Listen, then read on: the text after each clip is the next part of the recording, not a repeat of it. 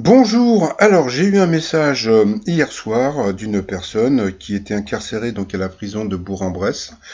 Et dans cette prison de Bourg-en-Bresse, vous avez un certain, le prisonnier comme je l'appelle.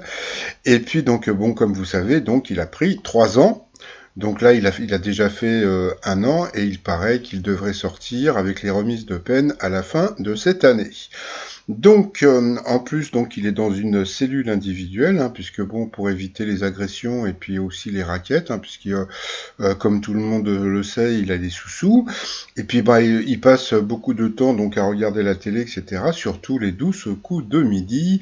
Et puis, bah, pour contacter les gens, le seul moyen qu'il a pour parler un petit peu avec des gens, à part comment dire, les matons, comme on les appelle, eh bien, c'est quoi les matons, c'est les gardiens, hein. Et bien, c'est pendant la promenade. Et il paraît que pendant la promenade, donc il avait discuté avec cette personne là, qui m'a laissé un message.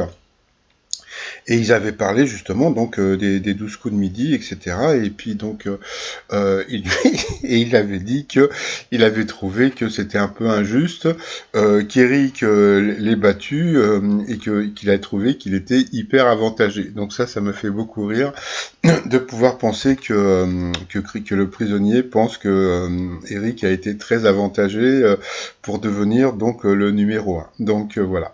Bon bah c'est tout, c'était juste pour vous parler de ce petit message que j'ai eu et puis bah je vous dis à tout à l'heure pour le résumé des 12 coups de midi. Allez, bye bye.